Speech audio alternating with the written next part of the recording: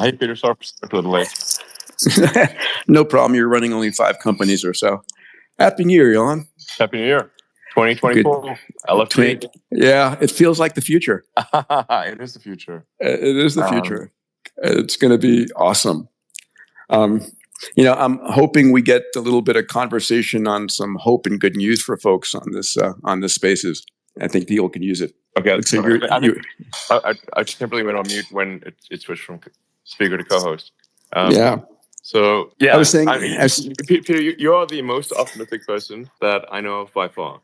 I guess it is refreshing to hear such optimism. I think people need a positive mindset. I think it's self-fulfilling prophecy to a large degree. If you're pessimistic, and we can talk about how the news media just decimates our minds constantly. Yeah, the news is so negative. I mean, it makes me sad to read the news, frankly. Well, let me ask you a question. I don't watch network news, and I don't read any newspapers. They couldn't pay me enough money. Yeah. To do that. Every time I'll accidentally read the news, and I'll just be sad. It's insane. The daily news, really attempts to answer the question: what is the worst thing that happened on Earth today? It is, and let me show it to you every 5 minutes in your living room over and over and over again. Yeah, and it's a big world. There's 8 billion people on Earth, so somewhere on Earth something horrible is happening every single day. But there's also great things happening every single day. And you know what I call CNN? The crisis news network, or the constantly negative news network.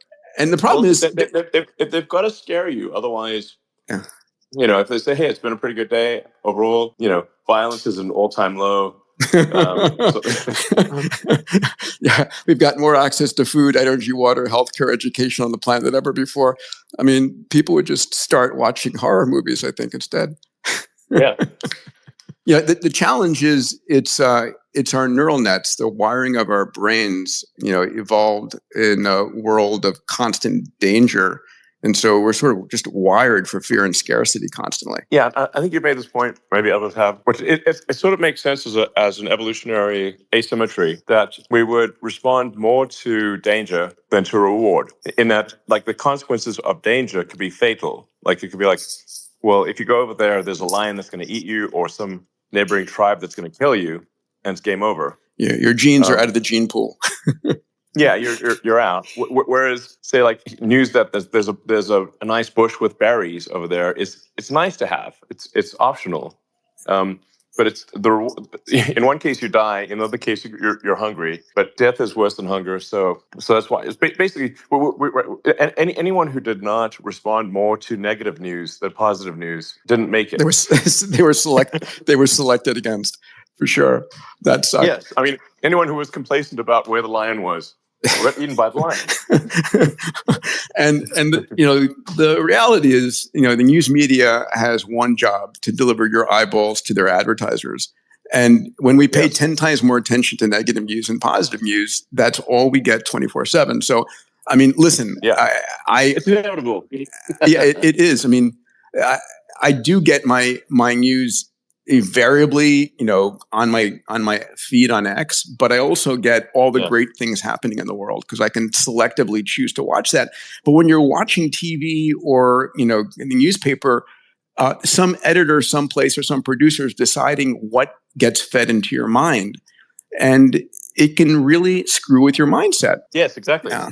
So, I mean, this space is called it the coming age of abundance. And, you were really, when my first book came out, Abundance, the Future is Better Than You Think, you were super supportive, and I appreciate that. It was 12 years ago, and I think the story, 12 years amazing. ago? Yeah. And it's gotten so much better. So it has, in so many ways, not every way.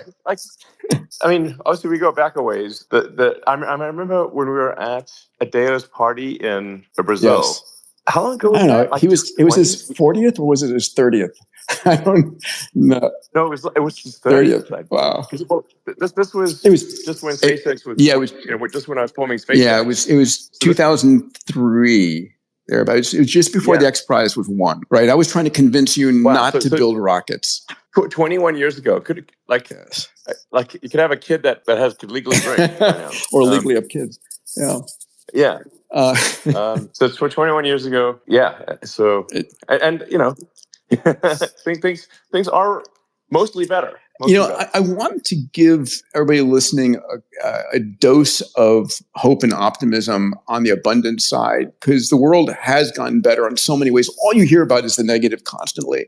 And I think that's going back to our sort of core dystopian mindsets from, evolving 100,000 years ago.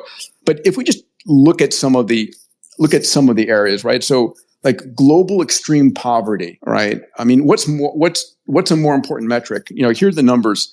90% of the world was in global extreme poverty in the 1800s. In 1981, it was 42%. Today, it's under 10% of the world, right?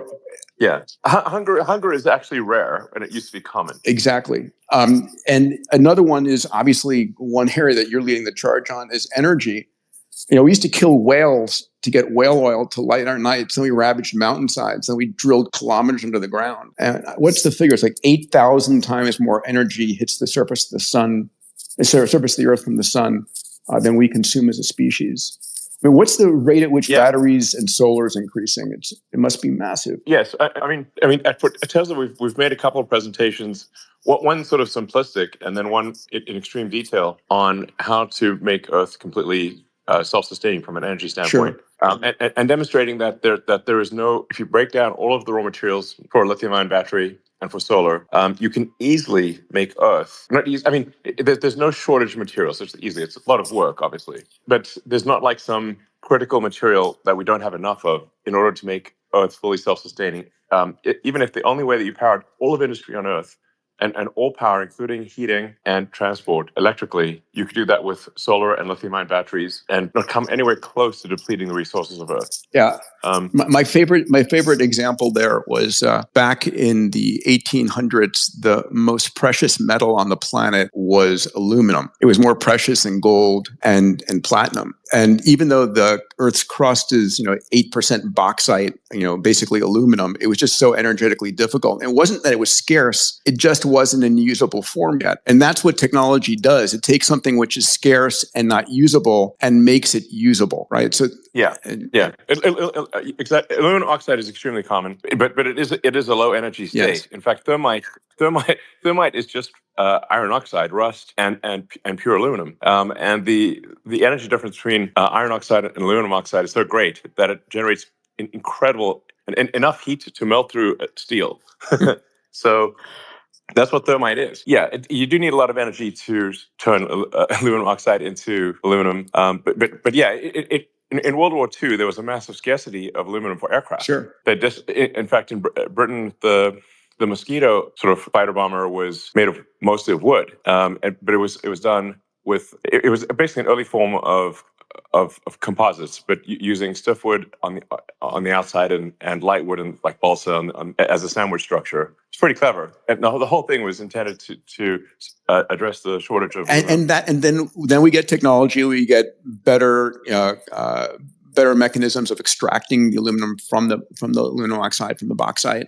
And this happens over and over again. In fact, that's just what we do. I mean, I think the number was last year in 2023, or maybe in 22, we had more new electricity production from solar than from any other form. And you've done an extraordinary job on battery production. Yeah, and the battery production is growing actually at several times the rate of vehicle production. Mm-hmm. In some cases, almost 10x the rate of vehicle production. There's a massive demand for batteries, and as the world uses more electricity, there's actually a lot more capability that the grid has if you can buffer the energy than without it, because the vast majority of electrical grids it's wasted. assume no buffering. Yeah. So they have to size the power plants for peak power output, which is typically a hot summer day, and then for at night you can have anywhere from half power output to sometimes 1/10 of the power output. So basically the grid almost everywhere, the grid is sized for excess electrical power output, and if you just buffer it with batteries,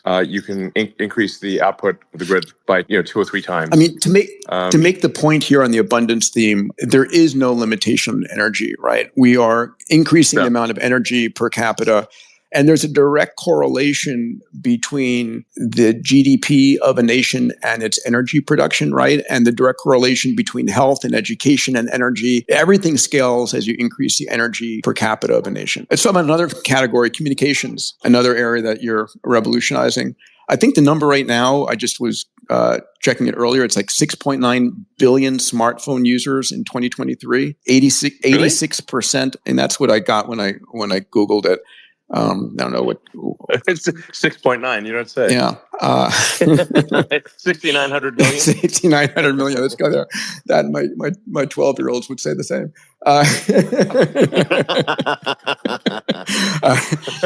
It's like 85% of the planet's got a smartphone. Well, I mean, if you add up the total number of smartphones ever made, it exceeds a population. Oh, well, I think it's amazing. So we've gone from like zero telephony to the vast majority of the planet in under a century. Global internet as well, the same thing. And did your next iteration of Starlink spacecraft have gone up? The direct to cell phone? Yes, that just went up.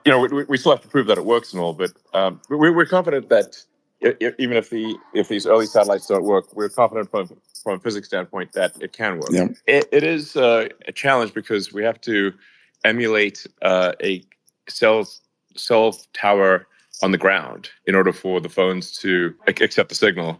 So we have to do Doppler compensation, for example, and do some sort of because you've got the speed of light limitations. Pal, if it were easy, it would have been done already. Yeah, there's some speed of light limitations. So this like light is so fast and yet so slow. I think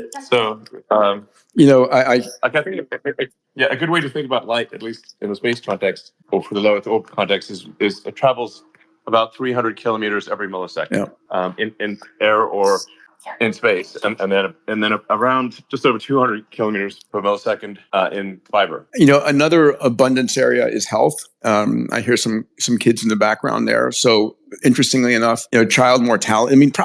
I mean, this is like one that hits me the most in terms of increasing abundance. Child mortality under the age of 5 was 42% a couple hundred years ago. It was a coin flip of whether your kids survived. It's decreased now to under 5%, and it's gone down by 50% in the last 30 years. Just childhood mortality and women dying in childbirth, all of these things people don't think about when they're listening to all the news and all the issues. And then life expectancy, my favorite subject, has gone up from 30 years old to 75 plus. I still disagree with you on longevity, though. That we should solve it or not? Like we should? You think we should solve it? Well, I listen. I'm not necessarily saying live forever, but I'd like to make it to 120, 150. Yeah, I sort of wonder if we should not solve it too soon.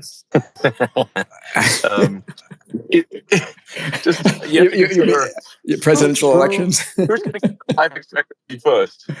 And do you really want them to get that life expectancy first? Well, I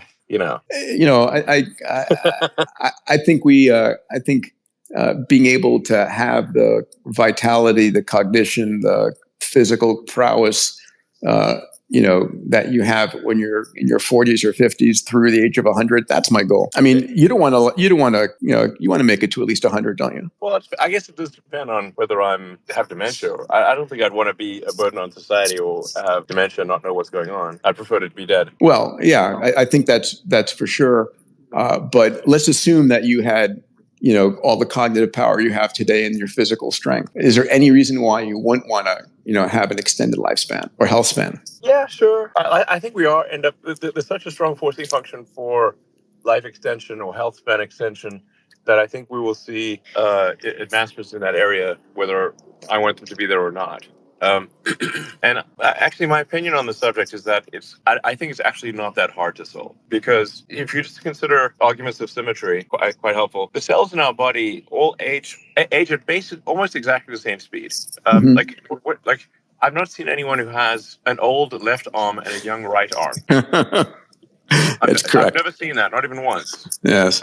So how are the cells communicating?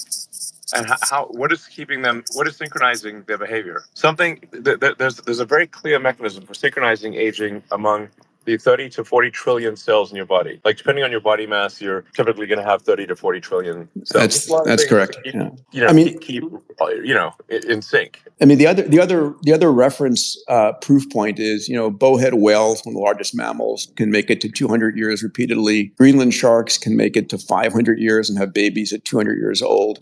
I remember when I was in medical school hearing that, I said, why can't we? I said, it's either an engineering problem or a software problem, a hardware problem or software problem. I think this is one of the biggest areas AI is going to give us, is a real understanding. And then to your other point about your left arm and right arm, when you have a baby, woman's 30, 35, you're 40, 45, your baby starts out at 0. I do find it remarkable that we decompress from a single cell to an adult human, and then we, to procreate, compress back down to a single cell. That is fascinating. You look, you sort of look at yourself as this, blastocyst and say, like, I haven't changed a bit. Here we go again.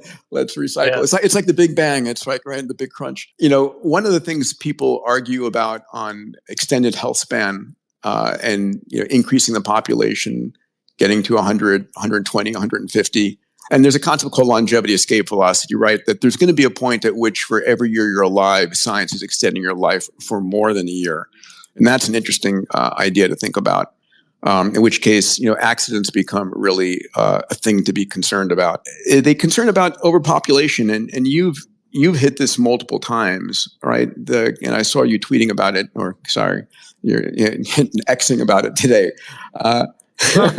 Sorry. But it's, overpopulation is one of the biggest myths and biggest false. Overpopulation is utter BS. Yeah. It's such nonsense. Earth is underpopulated, not overpopulated with humans. Look out the window when you're flying across the country. It's empty. Absolutely. Yeah. Exactly. It's like, if you said, like, if your goal was to, like, flying from LA to New York to drop a bowling ball on a human, you would fail. So one of my goals, I think the greatest gift we can give people in this abundance world is increased health span. I mean, when you think about what people want, they want happiness and they want health, right? No one wants to die in a painful cancer or dementia. Yeah. And, I have extended to you many times, my friend, come down to Fountain Health. Let me put you through our program. The world needs you around for another 30 years. What should I do? Let's say. Well, so there are two. What actions can be taken? There are two quite. This could be helpful for listeners. No, there are two on this discussion. Yeah. So there are three things you need to know.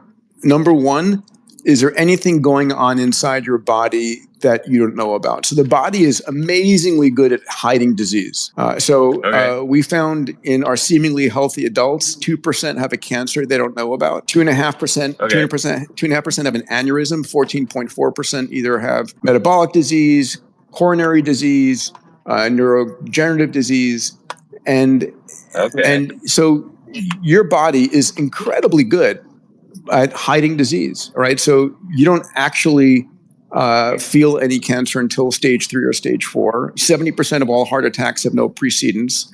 Your body is compensating constantly.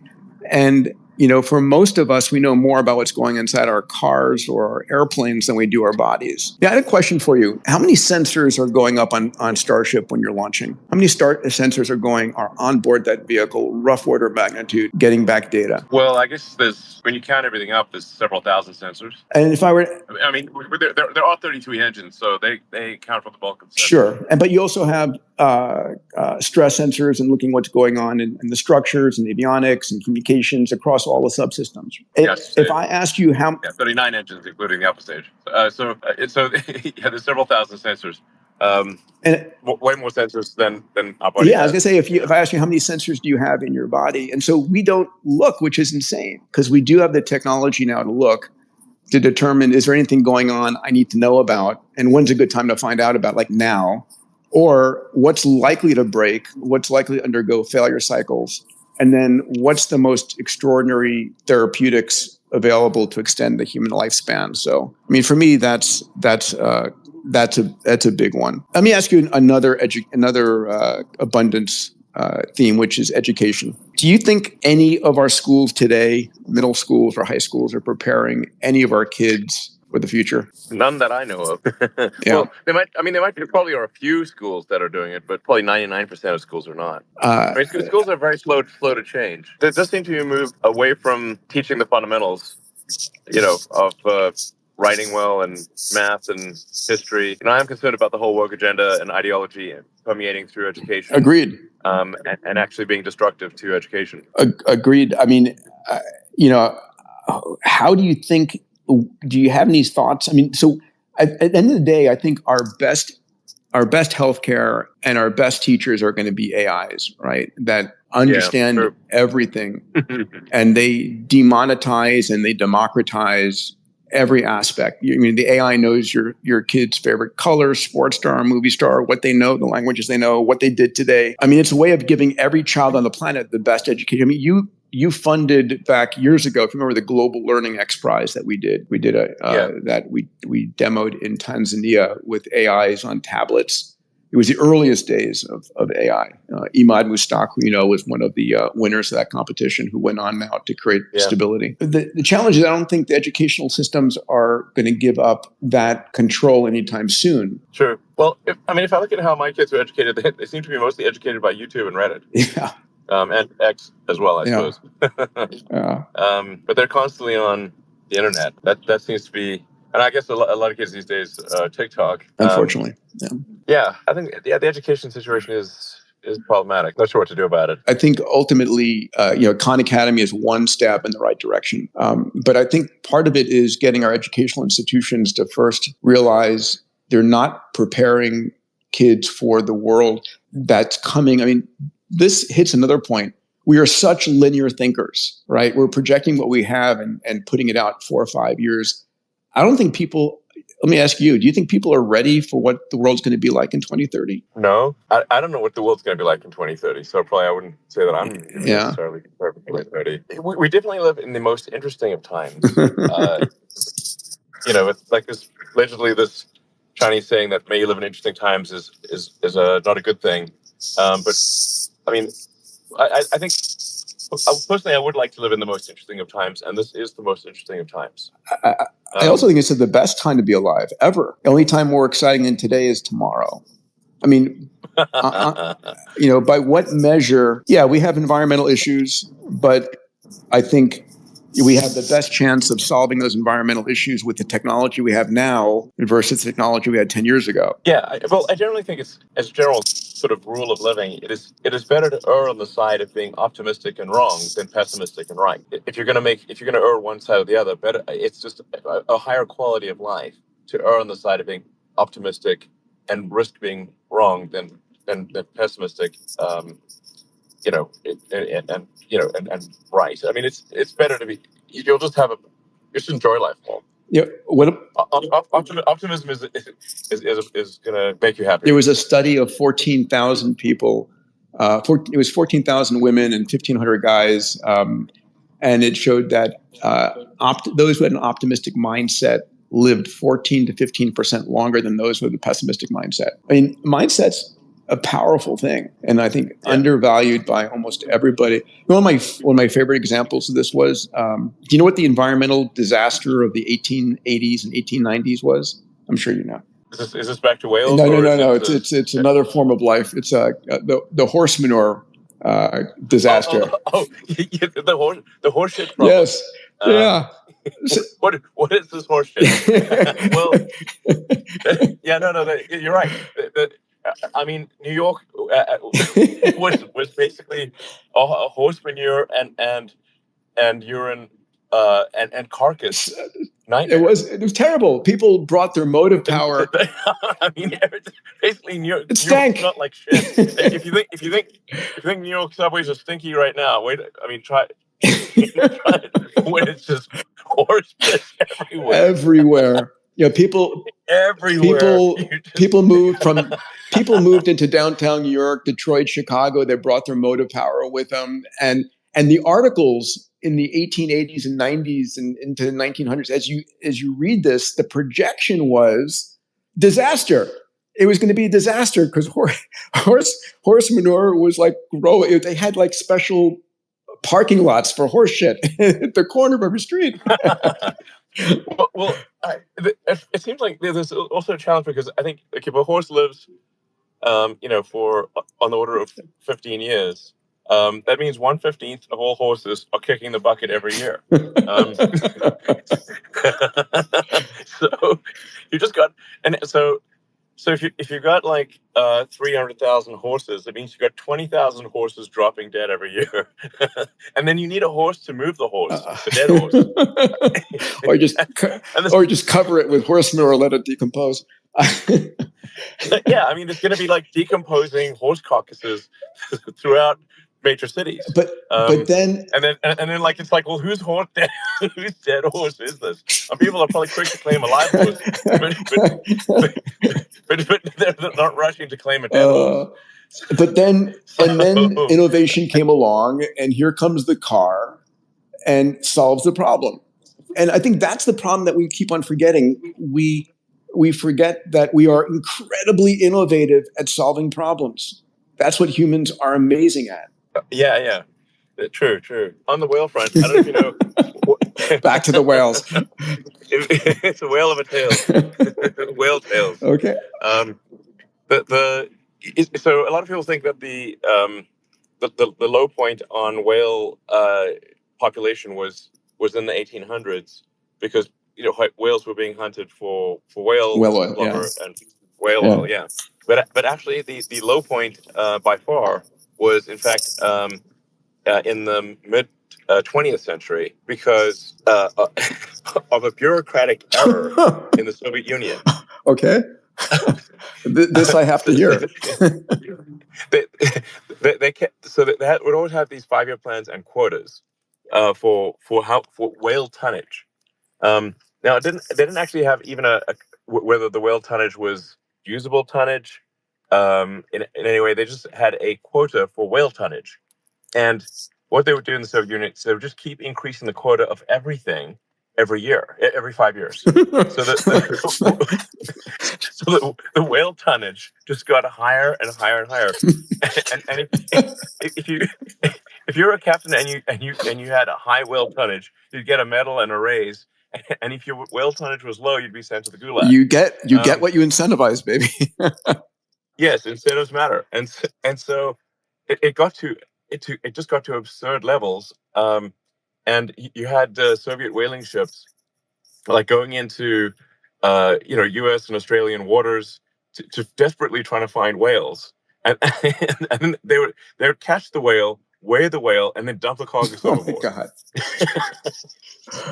I mean, there's a whole internet rabbit hole that you can go down on this, and which is basically a lesson in the follies of central planning. So, and this is the problem of keeping laws on the books way after they're useful to society. Well, we do actually have a fundamental issue with the accumulation of laws and regulations because they are immortal, and humans are mortal, as we were just discussing. With life extension.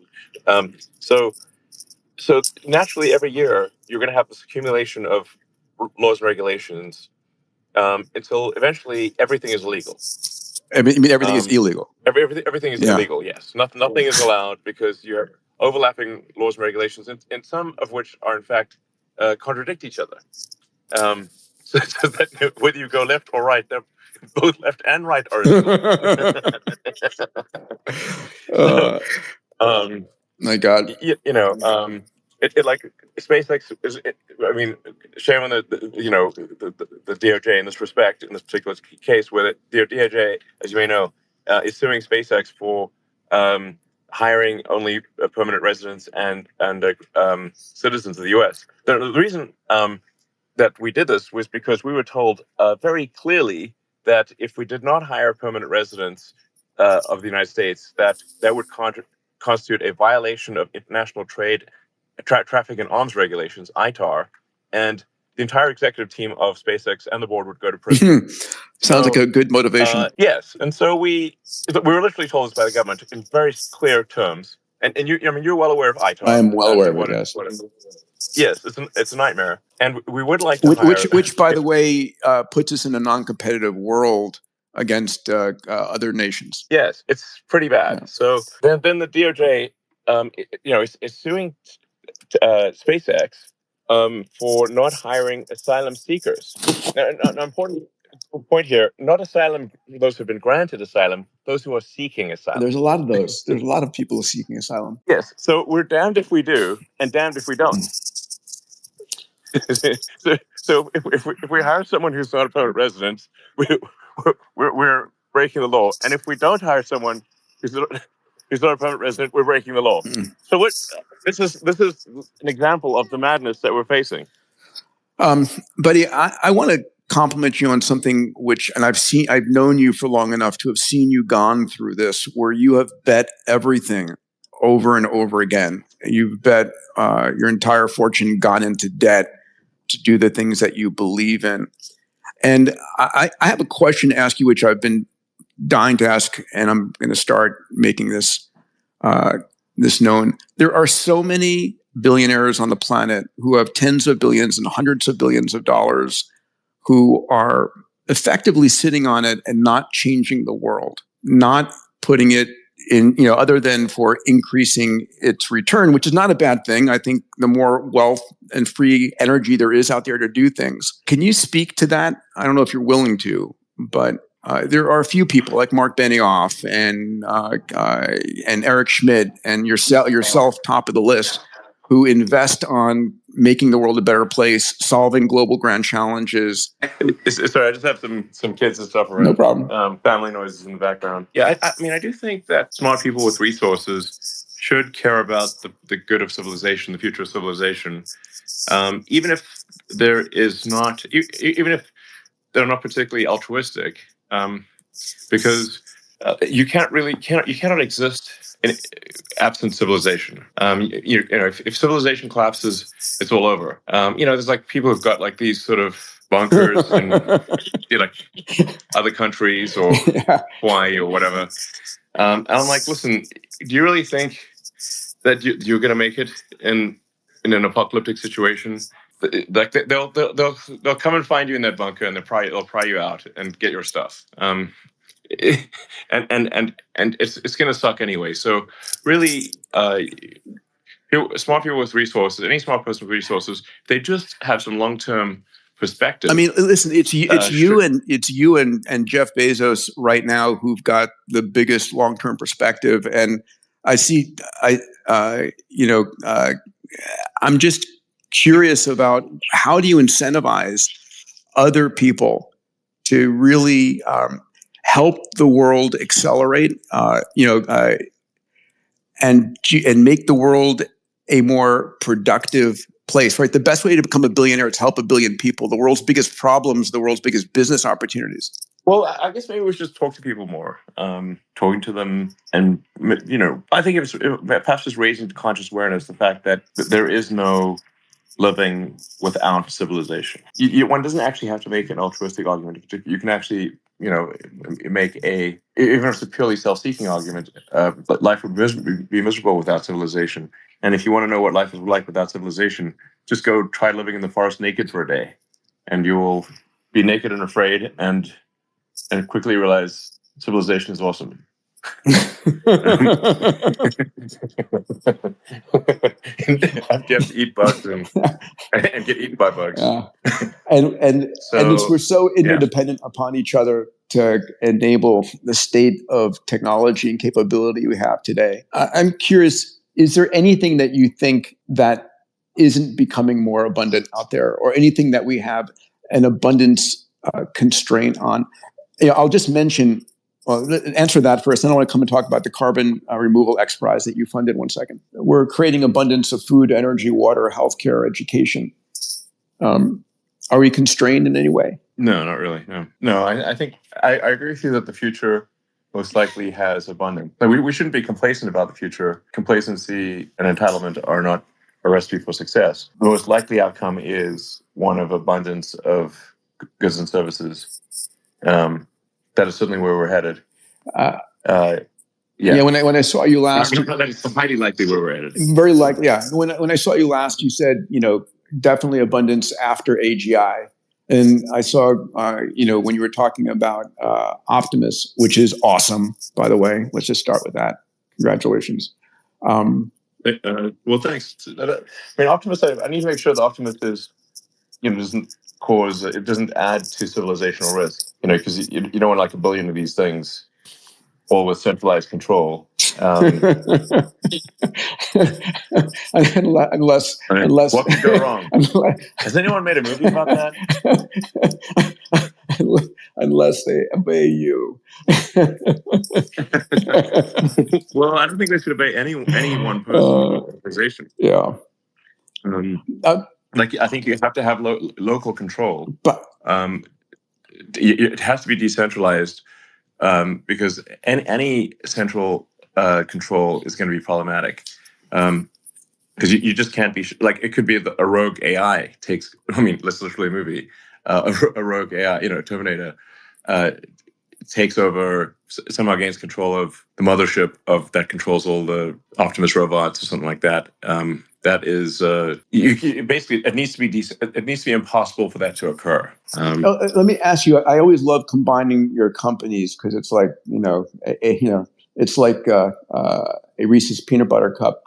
Starlink and Starship together. How about Optimus and Neuralink? When can I plug into an Optimus with my Neuralink connection? Well, hopefully the first Neuralink in a human will hopefully be soon, within the next, maybe this month or next. Now, this is really just at first just trying to give quadriplegics and tetraplegics the ability to control their phone and computer. It's basically like the first product is telepathy, essentially, or telekinesis, and then the second product, sort of tentatively called blind sight, where we can restore sight even if somebody has lost both eyes and their optic nerve. Amazing. Go straight to the visual cortex. Yeah, exactly. Now, these things already work in monkeys, and I just like to reemphasize: no monkey has ever died because of a Neuralink, and we treat our monkeys extremely well. Last time I spoke to you about this, you were playing Pong against Pager. That's right. Actually, it turns out monkeys love playing video games.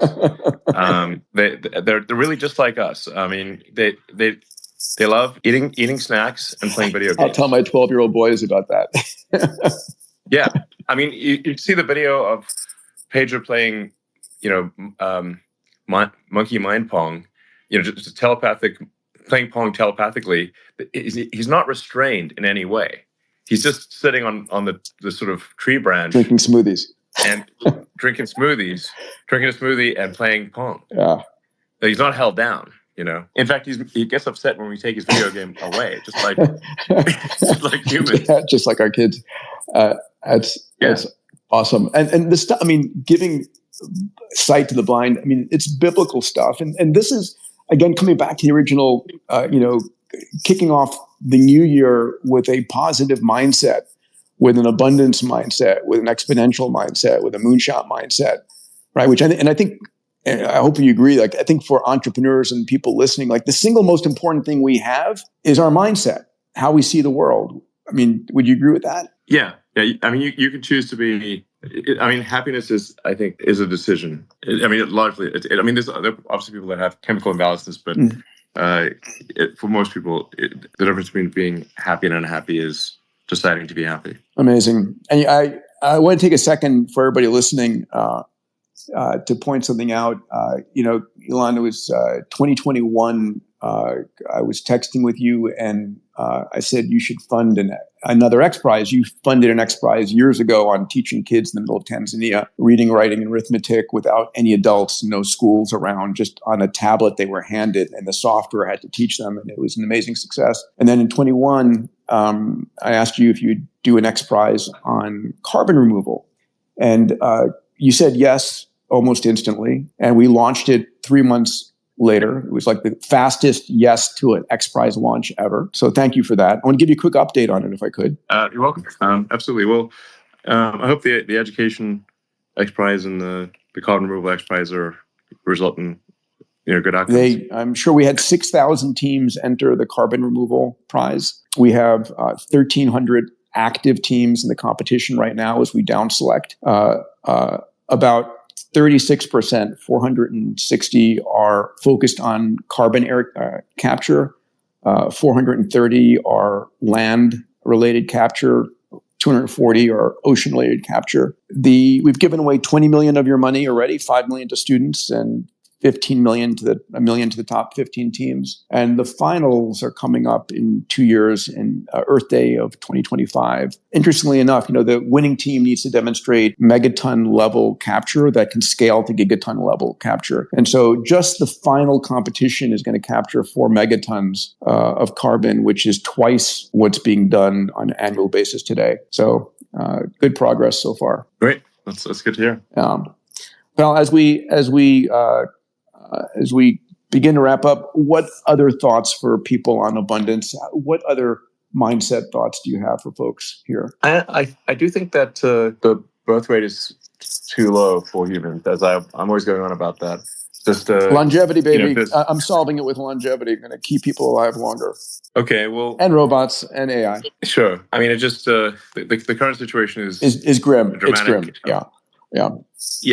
I mean, a lot of countries are, if you look at say Korea and Italy, they're losing roughly half their population per generation. Yeah.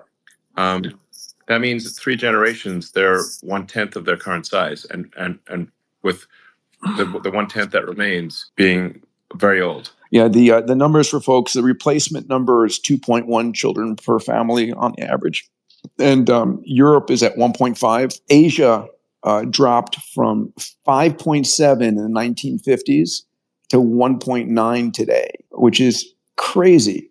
North America dropped from about 3 to 1.6. We're below the replacement level in the United States, and it is an issue. I mean, we need smart people on the planet. Yeah.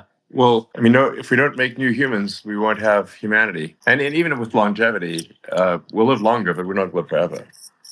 So I think we just need, it's I'm concerned that like a lot of people think that the planet is overpopulated, and that's one of the things contributing to a low birth rate. In fact, some people I've encountered think they're basically being martyrs for not having kids, and it's just not true. I think we should take the position that we actually have a civic responsibility to have kids, to at least keep the human population constant.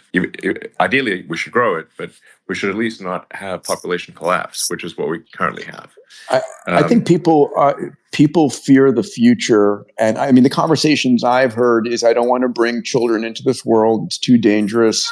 AI is going to destroy humanity. The environment, we're destroying the environment and so forth. So I think part of it is getting people to be optimistic about the future versus pessimistic, which is one of, as you said in the beginning of this space, is one of my missions. If people think the world is getting better and they have a hand in making it a better place, you most definitely do. Yeah, I think people should be optimistic about the future. The Earth can handle far more humans than currently exist. The danger is not a population explosion, but population collapse. Mm-hmm. So I would just encourage as many people as possible to have kids, and ideally have a lot of kids, because they're going to make up for those who for whatever reason don't. Buy an extra bottle of wine tonight, folks. Yeah, it's a big deal. Would you let's close out on the conversation of AI and AGI, which I know a lot of people are always interested in, and there's a real fear about AI. What would you say to dissuade people? I mean, it's I've heard you say 80% probability we make it through, and we need to protect the downside. Can you speak to that? How can people walk away more optimistic than pessimistic on this front? And how do you think about, is it containment? Is it shaping how we train our AI systems? How do you think we navigate digital superintelligence? Well, the rate at which AI is growing it really boggles the mind. Yeah. It currently seems as though the amount of compute dedicated to artificial intelligence is increasing by a factor of 10, roughly every 6 months. It's faster than annual, that's for sure. Mm-hmm. So I recently heard today about a gigawatt class AI compute cluster. Wow. That's, I think, it's being built in Kuwait or something to that effect. And it's like 700,000 V100s, which is a couple generations above, 2 generations beyond the H100 that's currently in production. Yep. So this is a staggering amount of compute. And there are many such things. That's just the biggest one I've heard of so far. But there's a 500 megawatt installation happening. There's multiple 100 megawatt installations in the works. It's not even clear to me what you do with that much compute. Because when you actually add up all human data ever created, you really just run out of things to train on quite quickly. Like if you've got maybe 20 or 30,000 H100s, you can train on synthetic data almost everything.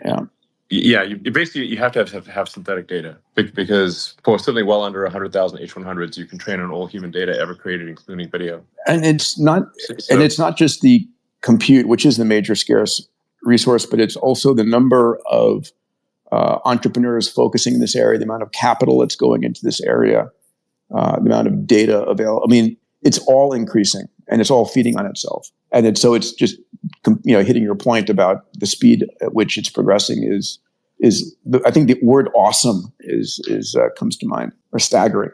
Yeah, it's really staggering, and for sure. So I'm just trying to give a sense of scale. I've never seen anything move this fast. Any technology, this is the fastest moving thing. In terms of aiming for AI safety, my best guess of my sort of primitive biological neural net is that we should aim for maximum truth seeking and curiosity. That's my gut feel for this, for how to make AI as safe as possible. The danger with programming morality and with an explicit morality program is what is sometimes referred to as the Waluigi problem. If you create Luigi, you automatically create Waluigi by inverting Luigi. Sure. So I think we have to be careful about programming in an arbitrary morality. But if we focus on maximizing truth with acknowledged error, that's probably, I think that's the way to maximize safety and also to have the AI be curious. Because I think that Earth is much more interesting to an advanced AI with humans on it than without humans. I agree with you. Now, a interesting question of: do you think with vast intelligence comes significant empathy and respect for life? Yeah, I think so. Because that's the hope at the end of the rainbow here. That I don't want to use the word AGI. I'll use a digital superintelligence as a term. With a digital superintelligence that is able to be more benevolent and support us, because sometimes I'm not sure us squishy meat sacks can make it through our own horseshit problems that we put together. So maybe there's a value there. I think on the whole, AI is the single most important technology we ever invented, and it is going to uplift all of humanity. I think it's what you said, after post-AGI comes abundance. I think it's the interim issues in the next 1 to 4 years, right? It's not artificial intelligence, it's human stupidity. Well, I mean, one way that AI could go wrong is if the extinctionist philosophy is programmed into the AI, whether implicitly or explicitly. I mean, probably not explicitly, but there's a strong danger of an implicit extinctionist philosophy being programmed into AI. And what would that look like? What would that look like? Well, like there's this guy on the front page of the New York Times, I think about a year ago. He's head of the Extinctionist Society, and he was literally quoted as, "There are 8 billion people on Earth. It would be better if there were none." Oh my God! And yeah. So, and if you take the extreme environmentalist argument, especially like the implicit extreme environmentalist argument, there's an implicit conclusion that humans are a plague on the surface of the Earth. So I think we have to be quite careful about an implicit, like if the extinctionist movement was somehow programmed into AI as the optimization, that would be obviously extremely dangerous. Yeah, to say the least. Yeah. There are people, quite a few people actually, who view humanity as a blight on the surface of the Earth. Yeah, and we are coming down to, there is the accelerationist movement, the decelerationist movement, the boomers and the doomers. But I think people forget to realize, or don't realize and forget the fact that, we romanticize the past, and the past life was short, brutish, and you were dead by 40. The life that we enjoy today is a result of the extraordinary technology that we brought to bear. So Hobbes, life is nasty, brutish, and short. Yeah. I had a little Yorkshire Terrier once, who was nasty, brutish, and short, and kept biting people. So I called him Hobbes. Perfect. And I would tell friends that came over, watch out for the dog. And they'd look at this miniature Yorkshire Terrier and laugh, and then he would then bite them on the ankle. And I said, watch out for the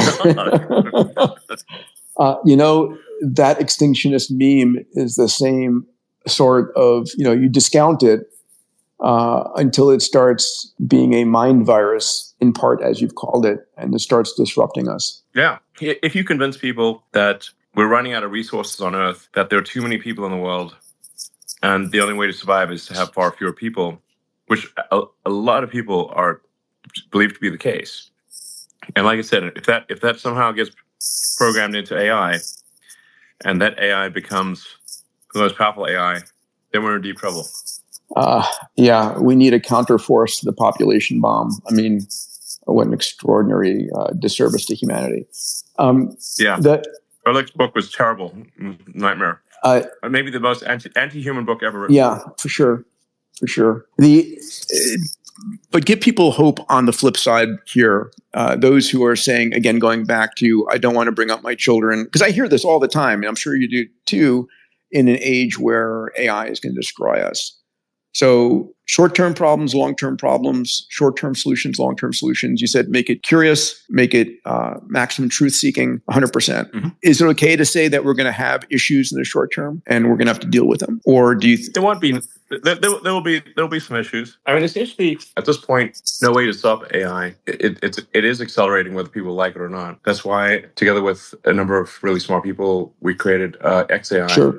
Hopefully, some really smart humans will continue to join XAI and build what is intended to be a maximally truth-seeking and maximally curious AI. Anyway, I think that's really important. So, Elon, listen, on behalf of those of us, and I think everybody here listening who are pro-humanity and pro-uplifting humanity and making us a multiplanetary species and living a longer, healthier life. And the one place I disagreed with you on X is on having people live longer.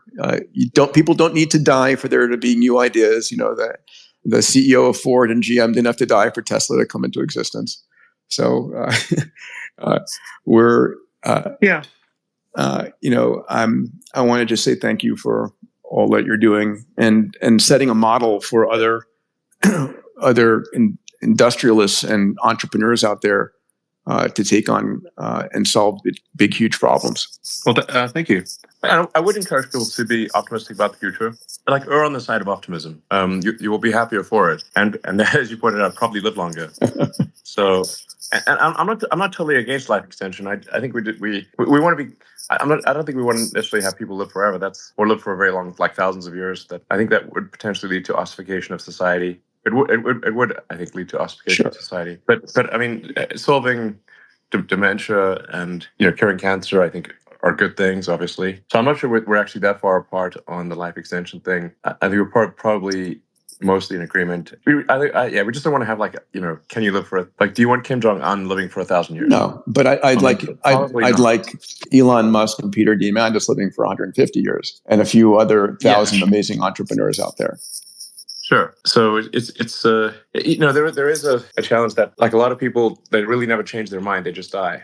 And this is actually, I'm not sure who originally said this, but even in physics, which is extremely rigorous, that physics in a lot of cases has advanced one death at a time. Yeah, my friend Brian Keating, who's a astrophysicist, reminded me of that, and maybe it was true. But in this world of entrepreneurship, I think we do live in a meritocracy. to a large degree, and the best ideas can bubble up to the top faster than ever before. Especially with AI now, where you can build companies, extraordinary companies with a couple of people and a lot of tech. I have one last question, and then I know it's dinner time there. The future of XAI.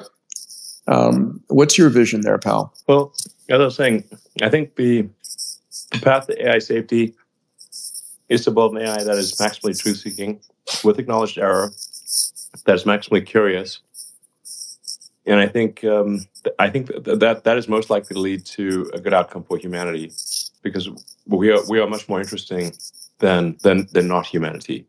Obviously, I'm a big fan of Mars, but Mars is much less interesting because there is no human civilization there. You take humans, for example. We could hunt down all of the chimpanzees and kill them, but we don't. And in fact, we make efforts to preserve their habitats. That is the path to a great future and a maximally positive AI is be rigorously truth-seeking, always acknowledging some amount of error, and maximally curious. And that's the goal of XAI is, and the company motto is understand the universe. And that's a good mission, and one that's going to take a bit of time. I can't wait till the first AI is able to come up with new theories of physics and new innovations. That's going to be, I don't think that's far away, and I think that's going to be one of the most awesome times ever to be alive. True. We definitely live in the most interesting times. And I actually, for a while, I was kind of depressed about AI, but then I kind of got fatalistic about it and said, like, well, even if AI was going to, end all humanity, would I prefer to be around to see it or not? I guess I would prefer to be around to see it, just out of curiosity. But obviously, hopefully, AI is extremely beneficial to humanity. But the thing that sort of reconciled me to be less anxious about it was to say, well, I guess even if it was apocalyptic, I'd still be curious to see it's like, I'll be curious to see it. I remember I was at your birthday party at one of your homes here in LA before you sold them. And Larry Page was there and Sergey was there. Oh, yeah. And we were having a conversation about living in a simulation. And the notion was, we're in the 99th level of the gameplay. And this has got to be a simulation because you couldn't, why would it be alive right now in this single most interesting time? And then the only comment was, "Don't poke the simulation, or it'll end." If we are in a simulation, the way to keep the simulation going is to keep being interesting. So, like, humans run lots of computer simulations because we don't know what the outcome's going to be, and we're curious to see. We'll run lots of simulations, like Tesla will run crash simulations, and SpaceX will run rocket flight simulations. And we only stop doing the simulations when the outcome is extremely predictable and boring. Yes. So if we're in some alien that's a great argument. That is perfect, right? When it's absolutely known, if we're not entertaining enough to the digital gods or the universe gods, they'll end the sim. Yeah, we just need to make sure we keep the ratings up. Yeah. But this is why I think, like, one of the ways to predict the future is that the most entertaining outcome is the most likely, as seen by a third party, as though we were in an alien soap opera. I love that. Yeah, so it's not necessarily good for those in the soap opera. Like, you could be watching a World War I movie and seeing people get blown up, and you're just eating popcorn and drinking a soda. But we're in the movie. Yeah. Well, let's not get dystopian here, because I think we can have a really positive outcome of a lot of other cool stuff. For sure. I think most likely outcome is positive, and I think and I think that's partly a self-fulfilling prophecy. If you don't believe so, if you believe it's going to be a dystopian outcome, then you're going to be back on your heels, protecting yourself, not investing in the future, and it unravels. And this, and so, I think the message of this entire space is this is the most extraordinary time to be alive, the most exciting time to be alive, a time where, a lot of individuals listening on the spaces has more power than kings or queens or heads of nations had just a few decades ago. And it doesn't take a government or a large corporation to solve a problem anymore. An entrepreneur with a few H100s can do a good job. Yeah, I think we should err on the side of optimism. We should err on the side of optimism, and we should have kids. like to err is human. And to HEIR. and to reproduce as human. All right, buddy. Listen, thank you so much for your time. Thanks for sharing. You're welcome. All right. Thanks, Peter. Bye. Take care, buddy. Bye.